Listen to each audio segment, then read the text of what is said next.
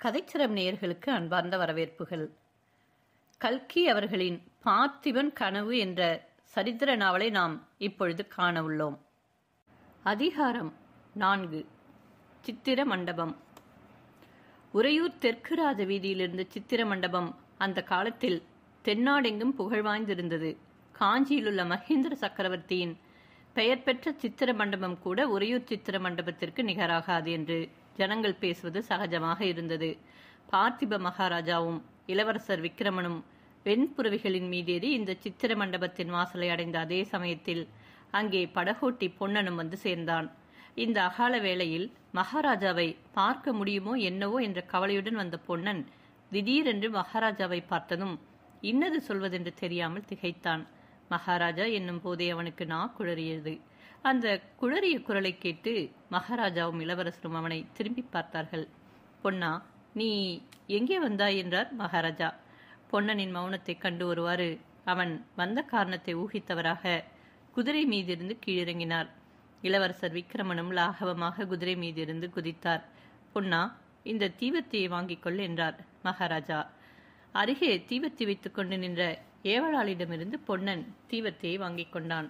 அந்த வேளையில் மகாராஜா எதற்காக சித்திர மண்டபத்திற்கு வந்திருக்கிறார், எதற்காக தன்னை தீவர்த்தியுடன் பின்தொடரச் சொல்கிறார் என்பது ஒன்றும் அவனுக்கு புரியாவிட்டாலும் மகாராஜா தன்னை திரும்பி போகச் சொல்லாமல் தம்முடன் வரும்படி சொன்னதில் அளவிலாத குதூகலம் உண்டாயிற்று. மகாராஜாவும் இளவரசரும் முன் செல்ல பொன்னன் தீவர்த்தியை தூக்கி பிடித்துக் கொண்டு சித்திர மண்டபத்திற்குள் புகுந்தான். அந்த சித்திர மண்டபத்திற்குள் முதலாக பிரவேசிக்கிறவர்களுக்கு நமக்குள்ள 2 கண் போதாது, 2000 கண் இருந்தால்தான் இங்கேயுள்ள சித்திரங்களை ஒருவாறு பார்த்து திருப்தி அடையலாம் என்று தோன்றும். அந்த விஸ்தாரமான மண்டபத்தின் விசாலமான சுவர்களில் விதவிதமான வர்ணங்களில் பல வகை சித்திரங்கள் தீட்டப்பெற்றிருந்தன. அந்த மண்டபத்தை தாங்கிய சிற்ப வேலைப்பாடுள்ள தூண்களிலும் சித்திரங்கள் காணப்பட்டன. மேல் விமானத்தின் உட்புறங்களையும் சித்திரங்கள் அலங்கரித்தன. ஒரு சுவரில் ததீசி முனிவரிடம் இந்திரன் வஜ்ராயுதத்தை பெறுவது, இந்திரன் விருத்ராசுரனை சம்ஹரிப்பது, பிறகு இந்திரலோகம் வருவது, தேவர்களும் தேவ மாதர்களும் இந்திரனை எதிர்கொண்டு வரவேற்பது, இந்திரனுடைய சபையில் தேவ மாதர்கள் நடனம் புரிவது முதலிய காட்சி சித்தரித்திருந்தது. இன்னொரு பக்கத்தில் திருப்பார்கடலில் மந்திரக்கிரியை மத்தாகவும் வாசுகியை கயிறாகவும் கொண்டு தேவர்கள் ஒரு பக்கமும் அசுரர்கள் ஒரு பக்கமும் நின்று கடையும் பிரம்மாண்டமான காட்சியை சித்தரித்திருந்தது. அடுத்தாற்போல பரமசிவனுடைய தவத்தை கலைப்பதற்கு காமதேவன் மலர்கனை தொடுப்பது முதல் குமரப்பெருமான் ஜனனம் வரையிலும் உள்ள காட்சிகள் காணப்பட்டன. இந்த உருவங்கள் எல்லாம் கேவலம் உயிரற்ற சித்திரங்களாக தோன்றவில்லை. கால், கை, முகம் இவற்றின் சரியான அளவு எடுத்து சாமுத்திரிகா லட்சணத்திற்கு இணங்க எழுதப்பட்டிருக்கவும் இல்லை. ஆனாலும் அந்த உருவங்களின் ஒவ்வொரு அவயத்திலும் காணப்பட்ட நெளிவும் முகத்தில் பொழிந்த பாவமும் தத்துரூபமாக அந்த தேவர்களின் முன்னால் நாம் நிற்கிறோம் என்ற மயக்கத்தை உண்டாக்கின. பிரதி மாதம் 3 தினங்கள் இந்த சித்திர மண்டபம் பிரஜைகள் எல்லோரும் பார்ப்பதற்கென்று திறந்து வைக்கப்படுவதுண்டு. அவ்வாறு திறந்திருந்த நாட்களில் பொன்னன் 2-3 தடவை இந்த சித்திரங்களை பார்த்து மகிழ்ந்திருக்கிறான். இப்போதும் அந்த சித்திரங்கள் அவனுடைய கண்ணையும் கருத்தையும் கவரத்தான் செய்தன. ஆனாலும் இன்று அவற்றை நின்று பார்க்க முடியாதபடி மகாராஜாவும் இளவரசரும் முன்னால் விரைந்து போய்க் கொண்டிருந்தபடியால் பொன்னனும் அவர்களை பின்தொடர்ந்து விரைந்து சென்றான். சித்திர மண்டபத்தின் 2-3 கட்டுகளையும் தாண்டி சென்று கடைசியாக பூட்டிய கதவையுடைய ஒரு வாசற்படி என்ற மகாராஜா நின்றார். முன்னொரு தடவை பொன்னன் இதே இடத்தில் நின்று இந்த வாசற்படிக்கு உட்புறத்தில் என்ன இருக்குமோ என்று யோசித்திருக்கிறான். இந்த கதவை திறக்கக்கூடாது என்பது மகாராஜாவின் கட்டளை என்று காவலாளர்கள் அப்பொழுது தெரிவித்ததுண்டு. மகாராஜா இப்பொழுது அந்த கதவண்டை வந்து நின்று தம் கையில் இருந்த சாவியினால் பூட்டை திறக்க தொடங்கியதும் பொன்னனுடைய அவள் அளவு கடந்ததாயிற்று. இதனுள்ளே ஏதோ பெரிய அதிசயம் இருக்கிறது, அதை நாம் இப்பொழுது பார்க்க போகிறோம் என்று எண்ணிய பொழுது அவனுடைய நெஞ்சு படபடவென்று அடித்துக் கொண்டது. கதவு திறந்ததும், பொன்னா, நீ முதலில் உள்ளே போ, தீவர்த்தியை நன்றாக தூக்கிப்பிடி, சுவருக்கு ரொம்ப சமீபமாக கொண்டு போகாதே, தீவர்த்தி புகையினால் சித்திரங்கள் கெட்டு போகும் என்றார் மகாராஜா. பொன்னன் உள்ளே போய் தீவர்த்தியை தூக்கி பிடித்தான். அங்கிருந்த சுவர்களிலும் சித்திரங்கள் தான் தீட்டியிருந்தன. ஆனால் அவை என்ன சித்திரங்கள், எதை குறிப்பிடுகின்றன என்பது அவனுக்கு தெரியவில்லை. பொன்னனுக்கு பின்னால் விக்கிரமனுடைய கையை பிடித்து அழைத்துக் கொண்டு பார்த்திப மகாராஜா அந்த இருள் சூழ்ந்த மண்டபத்திற்குள்ளே புகுந்தார். குழந்தாய், பூட்டி வைத்திருக்கும் இந்த மண்டபத்திற்குள்ளே என்ன இருக்கிறது என்று பல தடவை என்னை கேட்டிருக்கிறாயே, உனக்கு இன்னும் கொஞ்சம் வயதான பிறகு இந்த சித்திரங்களை காட்ட வேண்டும் என்றிருந்தேன். ஆனால் இப்பொழுதே காட்ட வேண்டிய அவசியம் நேர்ந்திருக்கிறது விக்ரமா. இந்த மண்டபத்தை நான் வேண்டுமென்றே இருளடைந்ததாய் வைத்திருந்தேன். இதற்குள்ளே என்னை தவிர வேறு யாரும் வந்ததில்லை. யாரும் இந்த சுவரிலுள்ள சித்திரங்களை பார்த்ததும் இல்லை. பொன்னா, தீவர்த்தியை தூக்கிப்பிடி என்றார் மகாராஜா. அவருடைய பேச்சில் கவனமாக இருந்த பொன்னன் சட்டென்று தீவர்த்தியை தூக்கி பிடித்தான். அதோ அந்த முதல் சித்திரத்தை பார் குழந்தாய், அதில் என்ன தெரிகிறது என்று மகாராஜா கேட்டார். யுத்தத்திற்கு படை கிளம்புகிறது. ஆஹா, எவ்வளவு பெரிய சைனியம்! எவ்வளவு யானைகள், எவ்வளவு தேர்கள், குதிரைகள், எவ்வளவு காலாட்படைகள் என்று விக்கிரமன் வியப்புடன் கூறினான். பிறகு சட்டென்று திரும்பி தந்தையின் முகத்தை பார்த்து அப்பா என்று தயங்கினான். என்ன விக்கிரமா, கேள் என்றார் மகாராஜா. ஒன்றுமில்லை அப்பா, இந்த சித்திரங்கள் யார் எழுதிவை என்று யோசித்தேன் என்றான் விக்கிரமன். நீ நினைத்தது சரிதான் குழந்தாய். என் கையினால் நானே எழுதிய சித்திரங்கள் தான் இவை. இந்த 12 வருஷ காலமாக இரவிலும் பகலிலும் தூங்கும் போதும் விழித்திருக்கும் போதும் நான் கண்டு வந்த கனவுகளைத்தான் இங்கு எழுதியிருக்கிறேன் குழந்தாய். நன்றாக பார். யாருடைய சைனியங்கள் இவை தெரிகிறதா? ஆஹா, தெரிகிறது. முன்னால் புலிக்கொடி போகிறதல்லவா? சோழ ராஜ்யத்தின் படைகள்தான் இவை. ஆனால் அப்பா என்று மறுபடியும் தயங்கினான் விக்கிரமன். என்ன கேட்க வேண்டுமோ கேள் விக்கிரமா. அவ்வளவு கம்பீரமாக நடந்து போகும் அந்த பட்டத்து யானையின் மேல் யானைப்பாகன் மட்டும்தானே இருக்கிறான். அம்பாரியில் யாரும் இல்லையே அப்பா. நல்ல கேள்வி கேட்டாய். வேண்டுமென்றேதான் அப்படி யானையின் மேல் யாரும் இல்லாமல் விட்டிருக்கிறேன். இந்த சோழ வம்சத்திலே எந்த தீரன் இம்மாதிரி பெரிய சைனியத்தை திரட்டி கொண்டு திக்விஜயம் செய்வதற்காக கிளம்பி போகிறானோ அவனுடைய உருவத்தை அந்த யானையின் மேல் எழுத வேண்டும் குழந்தாய். தற்சமயம் இந்த சோழ ராஜ்யம் ஒரு கையகலமுள்ள சிற்றரசாக இருக்கிறது. வடக்கே பல்லவர்களும் தெற்கே பாண்டியர்களும் மேற்கே சேரர்களும் இந்த சோழ நாட்டை நெருக்கி சிறைப்பிடித்திருக்கிறார்கள். ஆனால் இந்த நாடு எப்பொழுதும் இப்படி இருந்ததில்லை. ஒரு காலத்தில் நம்முடைய வம்சம் மிக்க புகழ் வாய்ந்ததாக இருந்தது விக்கிரமா. உன்னுடைய மூதாதைகளிலேயே கரிகால் வளவன், நெடுமுடி கிள்ளி முதலிய மாவீரர்கள் இருந்திருக்கிறார்கள். சோழர் என்ற பெயரை கேட்டதும் மாற்றரசர்கள் நடுங்கும்படியாக அவர்கள் வீரச் செயல்கள் புரிந்திருக்கிறார்கள். அப்பொழுது பல்லவர் என்ற பெயரே இந்த தென்னாட்டில் இருந்ததில்லை. சோழ சாம்ராஜ்யம் வடக்கே வெகு தூரம் பரவி இருந்தது. அந்நாளில் பாண்டியர்களும் சேரர்களும் சோழ மன்னர்களுக்கு திரை செலுத்திக் கொண்டிருந்தார்கள். கடல்களுக்கு அப்பால் எத்தனையோ தூரத்தில் உள்ள அரசர்கள் எல்லாம் சோழ சக்கரவர்த்திகளுக்கு காணிக்கைகளுடன் தூதர்களை அனுப்பி வந்தார்கள். இப்பொழுது கடல் மல்லை துறைமுகம் பிரசித்தி பெற்றிருப்பது போல அந்நாளில் காவிரிப்பட்டினம் பெரிய துறைமுகமாக இருந்தது. காவிரிப்பட்டினத்தில் இருந்து பெரிய கப்பல்கள் கிளம்பி தூர தூர தேசங்களுக்கெல்லாம் சென்று பொன்னும் மணியும் கொண்டு வந்து சோழ மன்னர்களின் பொக்கிஷத்தை நிரப்பி வந்தன குழந்தாய். மறுபடியும் அந்த சோழ நாடு அம்மாதிரி மகோன்னத நிலையை அடைய வேண்டும் என்பது என் உள்ளத்தில் பொங்கும் ஆசை. நான் இரவிலும் பகலிலும் காணும் கனவு. அதோ அந்த சித்திரத்தை பார். இவ்விதம் மகாராஜா ஆவேசம் கொண்டவர் போல பேசிக்கொண்டு மேலும் மேலும் சித்திரங்களை காட்டிக்கொண்டே போனார். அடுத்த சித்திரத்தில் சோழ சைனியம் ஒரு பெரிய நதியை கடக்கும் காட்சி காணப்பட்டது. பிறகு அப்படைகள் பெரியதொரு மலையில் ஏறி சென்றன. அப்பால் ஒரு பெரிய யுத்த காட்சி காணப்பட்டது. அதிலே சோழர் சைனியம் வெற்றியடைந்த பிறகு மாற்றரசர்கள் காணிக்கைகளுடன் வந்து சரணாகதி செய்கிறார்கள். இம்மாதிரி பல நதிகளை தாண்டியும் பல மலைகளை கடந்தும் பல மன்னர்களை வென்றும் கடைசியில் சோழ சைனியம் இமயமலையை அடைகிறது. பர்வதராஜாவான இமயத்தின் உச்சியில் சோழர்களின் புலிக்கொடி நாட்டப்படுகிறது.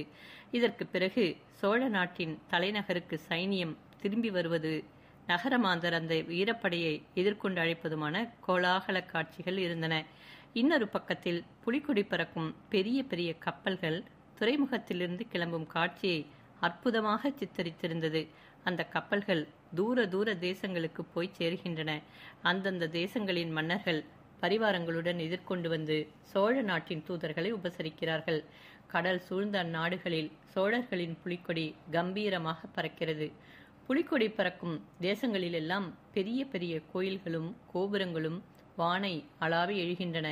இத்தகைய அற்புதமான சித்திரங்களே அந்த மண்டபம் முழுவதும் நிறைந்திருந்தன. விக்கிரமன் சபதம். சித்திரங்களை எல்லாம் பார்த்து முடித்ததும் விக்கிரமன் தயங்கிய குரலில் அப்பா என்றான்.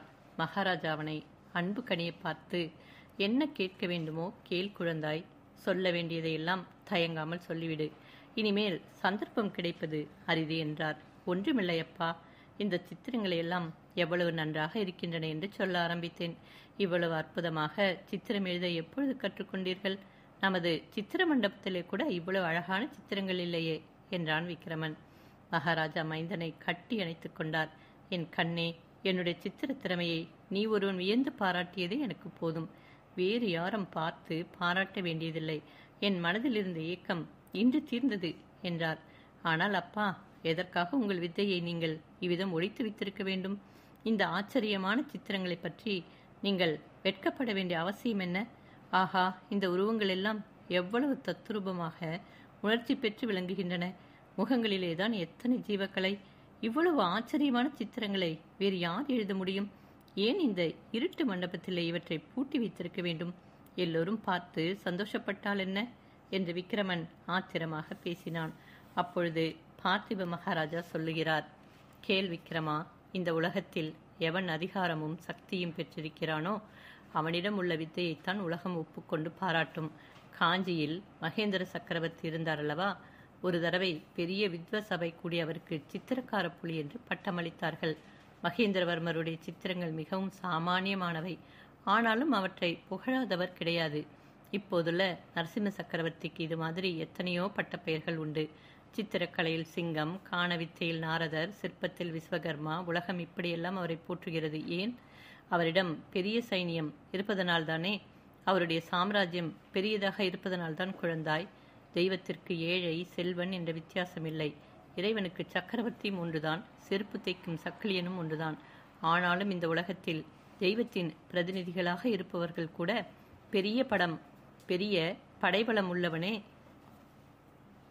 பெரிய ஆளாக கருதப்படுகிறான். அவர்கள் பக்கமே தெய்வமும் இருப்பதாக கருதுகிறார்கள். மகேந்திரன் வெகு காலம் ஜைன மதத்தில் இருந்தான். சிவனடியார்களை எவ்வளவோ துன்பங்களுக்கு உள்ளாக்கினான். பிறகு அவனுக்கு திடீரென்று ஞானோதயம் உண்டாயிற்று. சிவபக்தன் என்று வேஷம் போட்டு நடித்தான் விக்கிரமா. மகேந்திரனும் சரி, அவன் மகன் நரசிம்மனும் சரி, நடிப்பு கலையில் தேர்ந்தவர்கள். விதவிதமான வேஷங்கள் போட்டுக்கொள்வார்கள். நம்பினவர்களை ஏமாற்றுவார்கள். இவர்களுடைய சிவபக்தி நடிப்பு உலகத்தை ஏமாற்றிவிட்டது. பிரதான காலத்திலிருந்து சோழ வம்சத்தினர்தான் சைவத்தையும் வைஷ்ணவத்தையும் வளர்த்து வந்தார்கள். சீராப்பள்ளி பெருமானையும் ஸ்ரீரங்கநாதனையும் குலதெய்வங்களாக போற்றி வந்தார்கள். ஆனால் இன்றைய தினம் சிவனடியார்களும் வைஷ்ணவ பெரியார்களும் யாருடைய சபா மண்டபத்திற்கு போகிறார்கள்? திருலோகாதிபதியான காஞ்சி நரசிம்ம சக்கரவர்த்தியின் ஆஸ்தான மண்டபத்திற்குத்தான். என்னுடைய சித்திரங்களை பிறர் பார்ப்பதை நான் ஏன் விரும்பவில்லை என்று இப்பொழுது தெரிகிறதா? சோழ நாடு சிற்றரசாக இருக்கும் வரையில் பார்த்திபன் சித்திரம் வேறு எழுத ஆரம்பித்து விட்டானா என்று உலகம் பரிகசிக்கும் விக்கிரமா. இன்னொரு விஷயம் நீ மறந்து விட்டாய் என்று நிறுத்தினார் மகாராஜா. என்னப்பா என்று விக்கிரமன் கேட்டான். இதை கேவலம் சித்திர திறமையை காட்டுவதற்காக மட்டும் எழுதிய சித்திரங்கள் அல்லவே குழந்தாய். என்னுடைய மனோரதங்களை, என் இருதய அந்தரங்கத்தில் பொங்கிக் கொண்டிருக்கும் ஆசைகளை அல்லவா இப்படி சித்தரித்திருக்கிறேன். இந்த சித்திரங்களை இப்பொழுது பார்க்கிறவர்கள் சிரிக்க மாட்டார்களா? வீணாசை கொண்டவன், எட்டாத பழத்திற்கு கொட்டாவி விடுகிறவன் என்றெல்லாம் பரிகசிக்க மாட்டார்களா? ஆகையினாலேயே இந்த மண்டபத்தை இப்படி இருள் சூழ்ந்ததாக இப்பொழுது வைத்திருக்கிறேன். இந்த சித்திர காட்சிகள் எப்பொழுது உண்மை சம்பவங்களாக தொடங்குமோ அப்பொழுதுதான் மண்டபத்தில் வெளிச்சம் வரச் செய்ய வேண்டும். அப்பொழுதுதான் எல்லா ஜனங்களும் வந்து பார்க்கும்படி மண்டபத்தை திறந்துவிட வேண்டும். அந்த பாக்கியம் விக்கிரமா என் காலத்தில் எனக்கு கிடைக்கப் போவதில்லை. உன்னுடைய காலத்திலாவது நிறைவேற வேண்டும் என்பது என் ஆசை. என்னுடன் நீயும் போர்க்களத்திற்கு வருவதாக சொல்வதை நான் ஏன் மறுக்கிறேன் என்று இப்பொழுது தெரிகிறதல்லவா? தெரிகிறதப்பா. என் கனவை நிறைவேற்றுவதற்காக நீ உயிர் வாழ வேண்டும். சோழ நாட்டின் உன்னதமே உன் வாழ்க்கையின் நோக்கமாக இருக்க வேண்டும். சோழர் குலம் பெருமை அடைவதே அள்ளும் பகலும் உன்னுடைய நினைவாக இருக்க வேண்டும். சோழரின் புலிக்கொடி வேற எந்த நாட்டின் கொடிக்கும் தாழாமல் வானாலாவை பறக்க வேண்டும் என்று சதா காலமும் நீ சிந்திக்க வேண்டும். நாளை மறுதினம் நான் போருக்கு கிளம்புகிறேன். யுத்த களத்திலிருந்து திரும்பி வருவேனா என்பது நிச்சயமில்லை விக்கிரமா. போர்க்களத்தில் மடிகிறவர்கள் வீர சொர்க்கம் அடைகிறார்கள் என்று புராணங்கள் சொல்லுகின்றன. ஆனால் நான் வீர சொர்க்கம் போக மாட்டேன். திரும்பி இந்த சோழ நாட்டிற்குத்தான் வருவேன். காவிரி நதி பாயும் இந்த சோழ வளநாடுதான் எனக்கு சொர்க்கம். நான் இறந்த பிற்பாடு என்னுடைய ஆன்மா இந்த சோழ நாட்டு வயல்வெளிகளிலும் கோயில் குளங்களிலும் நதிக்கரைகளிலும் தென்னம் தோப்புகளிலும் தான் உலவிக் கொண்டிருக்கும். அப்பொழுது பார்த்திபன் மகனால் சோழர் குலம் பெருமை அடைந்தது என்று ஜனங்கள் பேசும் வார்த்தை என் காதில் விழுமானால் அதைவிட எனக்கு ஆனந்தம் அளிப்பது வேறொன்றும் இராது. எனக்கு நீ செய்ய வேண்டிய ஈமக்கணன் இதுதான். செய்வாயா விக்கிரமா? இளவரசன் விக்கிரமன், செய்வேன் அப்பா, சத்தியமாக செய்வேன் என்று தழுதழுத்த குரலில் சொன்னான். அவன் கண்களில் நீர் துளிர்த்து முத்து முத்தாக கீழே சிந்திற்று. இதையெல்லாம் பார்த்து கொண்டும் கேட்டுக்கொண்டும் இருந்த பொன்னனுடைய கண்களில் இருந்தும் தாரை தாரையாக கண்ணீர் பெருகிக் கொண்டிருந்தது. மகாராஜா அவனை பார்த்து, பொன்னா, எல்லாம் கேட்டுக்கொண்டிருந்தாயல்லவா? இளவரசரிடம் உண்மையான அன்புள்ள சிலராவது அவருக்கு துணையாக இருக்க வேண்டாமா? அதற்காகத்தான் உன்னை இருக்கச் சொல்கிறேன். என்னுடன் நீ யுத்தத்திற்கு வருவதைக் காட்டிலும் இளவரசருக்கு துணையாக இருந்தாயானால் அதுதான் எனக்கு திருப்தி அளிக்கும். இருக்கிறாயல்லவா என்று கேட்டார். பொன்னன் விம்மலுடன் இருக்கிறேன் மகாராஜா என்றான். படை கிளம்பல். உறையூரில் அன்று அதிகாலையிலிருந்து அல்லோல கல்லோலமாக இருந்தது. பார்த்திப மகாராஜாவின் பட்டாபிஷேகத்தின் போதும் மகேந்திரவர்ம சக்கரவர்த்தியின் விஜயத்தின் போதும் கூட உறையூர் வீதிகள் இவ்வளவு அழகாக அலங்கரிக்கப்படவில்லை என்று ஜனங்கள் பேசிக்கொண்டார்கள்.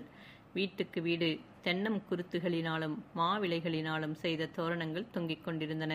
வீடுகளின் திண்ணைப்புறங்களிலெல்லாம் புதிய சுண்ணாம்பும் சிவப்பு காவியும் மாறி மாறி அடித்திருந்தது. ஸ்திரீகள் அதிகாலையிலேயே எழுந்திருந்து தெருவாசலை சுத்தம் செய்து அழகான கோலங்கள் போட்டு வாசலில் குத்துவிளக்கு ஏற்றி வைத்தார்கள். பிறகு ஆடை ஆபரணங்களினால் நன்கு அலங்கரித்துக் கொண்டு போருக்கு படைக்கிளம்பும் வேடிக்கை பார்ப்பதற்காக வாசல் திண்ணைகளிலோ மேல் மாடிகளின் சாளரங்களின் அருகிலோ வந்து நின்று கொண்டார்கள். விடிய ஒரு ஜாமம் இருக்கும் பொழுதே அரண்மனையிலுள்ள பெரிய ரணப்பேரிகை முழங்கத் தொடங்கியது. அதனுடன் வேறு சில சத்தங்களும் கலந்து கேட்கத் தொடங்கின. குதிரைகள் கனைக்கும் சத்தம், யுத்த வீரர்கள் ஒருவரையொருவர் கூவி அழைக்கும் குரல், அவர்கள் இடையிடையே எழும்பிய வீர முழக்கங்களின் ஒளி, வேல்களும் வாள்களும் ஒன்றோடொன்று உராயும் பொழுது உண்டான கனகன ஒளி, போருக்கு புறப்படும் வீரர்களை அவர்களுடைய தாய்மார்கள் வாழ்த்தி அனுப்பும் குரல், காதலிகள் காதலர்களுக்கு விடை கொடுக்கும் குரல், இவ்வளவுடன் வழக்கத்திற்கு முன்னதாகவே துயில் நீங்கி எழுந்த பறவைகளின் கலகல சத்தமும் சேர்ந்து ஒலித்தது. சூரிய உதயத்திற்கு முன்னால் இருந்தே அரண்மனை வாசலில் போர் வீரர்கள் வந்து குவியத் தொடங்கினார்கள். படைத்தலைவர்கள் அவர்களை அணிவகுத்து நிற்கச் செய்தார்கள்.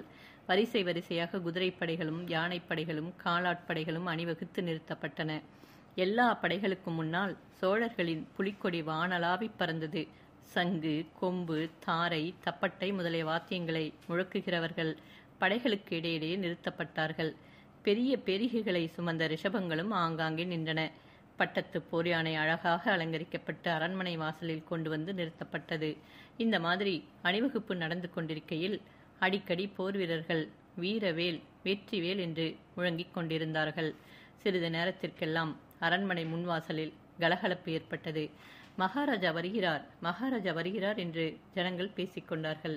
அவர்கள் பார்த்து கொண்டிருக்கும் பொழுதே அரண்மனைக்குள்ளே இருந்து கட்டிக்காரர்கள் இருவர் சோழ மண்டலாதிபதி பார்த்திப மகாராஜா வருகிறார், பராக் பராக் என்று கூவிக்கொண்டு வெளியே வந்தார்கள். வீதியில் கூடியிருந்த அந்தணர்களும் முதியவர்களும் ஜெய விஜயீ பவ என்று கோஷித்தார்கள். மகாராஜா அறையில் மஞ்சள் ஆடையும் மார்பில் போர்க்கவசமும் இடையில் உடைவாளும் தரித்தவராக வெளியே வந்தார். அவரைத் தொடர்ந்து ராணியும் இளவரசரும் வந்தார்கள். அரண்மனை வாசலில் மகாராணி தன் கையில் ஏந்தி வந்த ஆத்தி மாலையை அவர் கழுத்தில் சூட்டினாள். அருகில் சேடி ஏந்தி கொண்டு நின்ற மஞ்சள் நீரும் தீபமும் உள்ள தட்டை வாங்கி மகாராஜாவிற்கு முன்னால் 3 சுற்று சுற்றி விட்டு கையில் ஒரு துளி மஞ்சள் நீர் எடுத்து மகாராஜாவின் நெற்றியில் திலகமிட்டாள். அப்பொழுது மீண்டும் மீண்டும் ஜெய விஜயீ பவ, வெற்றி வேல் வீரவேல் என்றும் முழக்கங்கள் ஆகாயத்தை அளாவி எழுந்து கொண்டிருந்தன. சங்கு, கொம்பு, தாரை, தப்பட்டை முதலிய வாத்தியங்கள் காது செவிடுபடும்படி அதிர்ந்தன. மகாராஜா வீதியில் நின்ற கூட்டத்தை ஒரு தடவை தம் கண்களால் அளந்தார். அப்பொழுது ஓர் ஏவலாளன் விரைந்து வந்து மகாராஜாவின் காலில் விழுந்து எழுந்து கை கட்டி வாய்ப்பொத்தி நின்றான்.